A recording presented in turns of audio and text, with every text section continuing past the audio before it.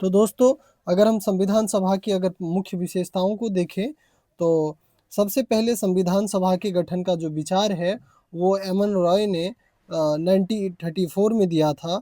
और इसके बाद में इंडियन नेशनल कांग्रेस ने 1935 में संविधान सभा की मांग का समर्थन किया और इसे राष्ट्रीय आंदोलन का महत्वपूर्ण लक्ष्य बनाया। दोस्तों, इस समय भारत ब्रिटिशर्स का गुलाम था। भारत के ऊपर में अंग्रेजों का शासन था और भारतीय स्वतंत्रता संग्राम के दौरान निरंतर स्वतंत्रता सेनानियों के द्वारा संविधान सभा की मांग की जा रही थी, क्योंकि हमारे क्रांतिकारियों का मानना था कि भारत के ऊपर में भारतीयों का शासन हो और लोकतांत्रिक शासन हो और यहाँ पे संविधान के माध्यम से लोगों के ऊपर में शासन किया जाए। इसीलिए संविधान सभा की मांग की जा रही थी। इसके बाद 1940 में संविधान सभा की मांग को अंग्रेजों ने स्वीकार किया और 6 दिसंबर 1946 को संविधान सभा के गठन की घोषणा की गई।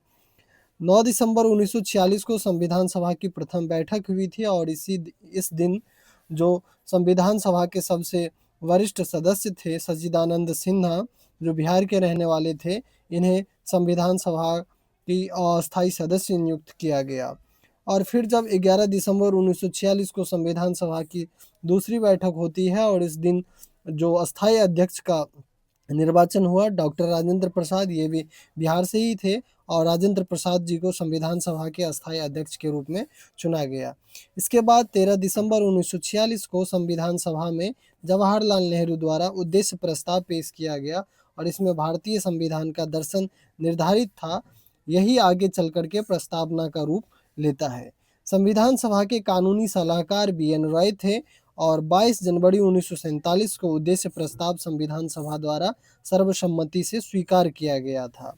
ब्रिटिश संविधान सभा में कुल 389 सदस्य थे और इसकी सदस्य की अगर हम बात करें तो ब्रिटिश भारत के प्रांतों से इसमें 292 सदस्य थे, देसी रियासतों से इसमें 93 सदस्य थे और मुख्य आयुक्त क्षेत्र इसमें 4 शामिल थे।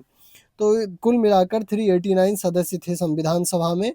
और 1947 में भारत के विभाजन के बाद सदस्य की संख्या 299 हो गई थी। दोस्तों, 14 अगस्त 1947 को भारत का विभाजन हुआ और पाकिस्तान का निर्माण हुआ था। तो इस समय संविधान सभा के सदस्यों की संख्या कम हो गई, क्योंकि अखंड भारत का कुछ क्षेत्र अलग करके पाकिस्तान नाम के एक अलग देश का निर्माण हुआ।